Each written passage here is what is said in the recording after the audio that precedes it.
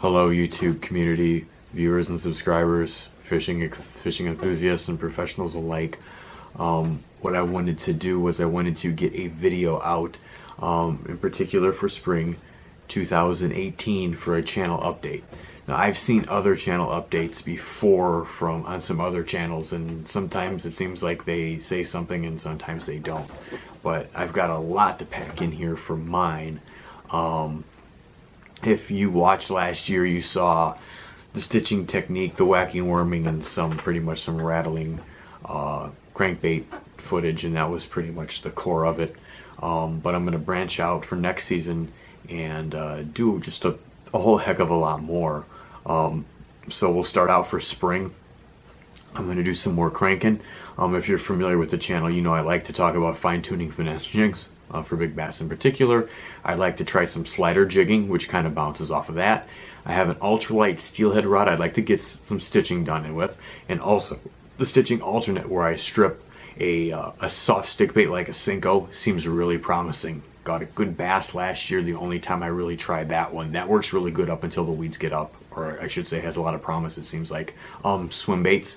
I'm going to cover inlines, and inlines are a really misunderstood bait, and actually I kind of forgot about them when I was stitching last spring. Inlines work great in even the clearest water for big bass, and they're also deadly for crappies as well.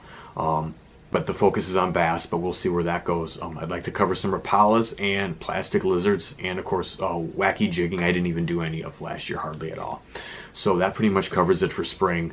Again, that's going to be a lot more than the core of last spring. I was pretty much stitching and wacky worming, so there will be a lot to go from there. And also more fishing on maybe more mid-sized type of lakes than ponds, as opposed to last year. So that'll be a little different too.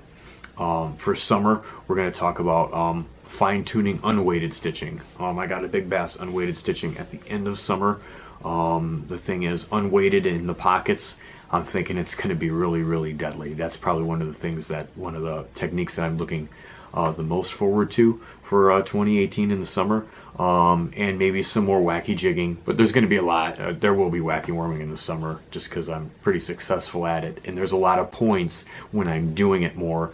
I'd like to get out earlier in the morning and talk about it for big bass in particular, and how you plan and prepare for that, not just go out and start using wacky worms, because a lot of wacky worms the fish you're going to get are going to be 14s and 16s. I want to talk about for the northern Midwest be able to help you getting more of those 18s, 20s, and those 22s.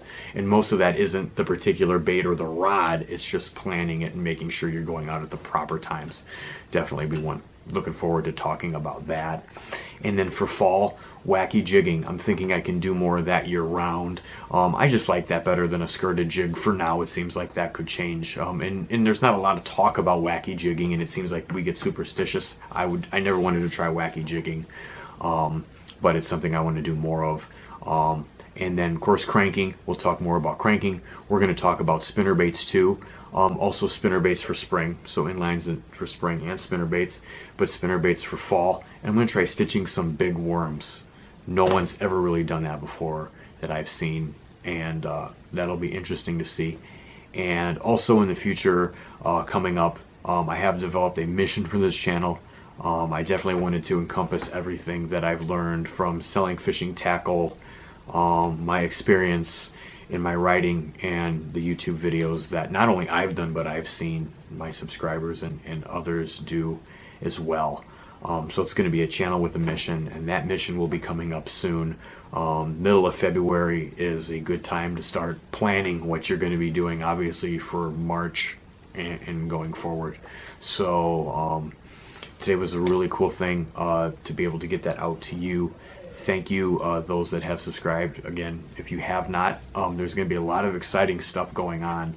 There's going to be information that you're not probably going to be able to get on other channels. And it's going to be with some things, especially stitching. Getting that, I'll plug it one more time, getting that in Fisherman Magazine with the Nice Urban Fish was really cool. And I'm seeing a good future for that, but it's going to take a little bit of time to hammer that forward with. But even if you're not doing stitching, swimming worms, I forgot to mention that. Pre-rigged worms that swim, those have a lot of potential in the spring and up to summertime where the weeds get real high. I do have a video for that on how to rig those, but swimming worms too. So I'm not just going to be the stitching guy, pretty much, which was my huge focus last time. Okay, done for that. I'm going to be able to implement that stitching at better times, but we're going to talk about a lot of things. And there's all these things that I just talked about. Finesse jigging, lighter tackle bass fishing, swim baits, soft plastics, unweighted worming, and wacky jigging. I think I can get you important stuff that you can use, like I said, that you're not going to be able to find anywhere else.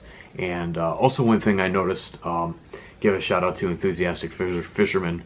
I never even noticed that little bell icon. I think it's right next to where you subscribe or whatever. If you hit that bell icon, it shows up when you log into your YouTube account. If you really want to see what's going on, you can click that bell icon, and then that way you can see if I posted something. I'm going to be trying to post a video every week and a half. That's always my goal, even though it really hasn't been coming into fruition. I've been busy doing some writing and some other things.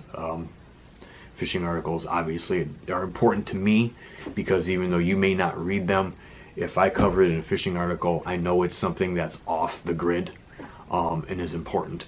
And just to recap it, there's going to be a mission, and there's so much for bass fishing and other species for the rigging, but I mean for largemouth, it's really unexplored right now.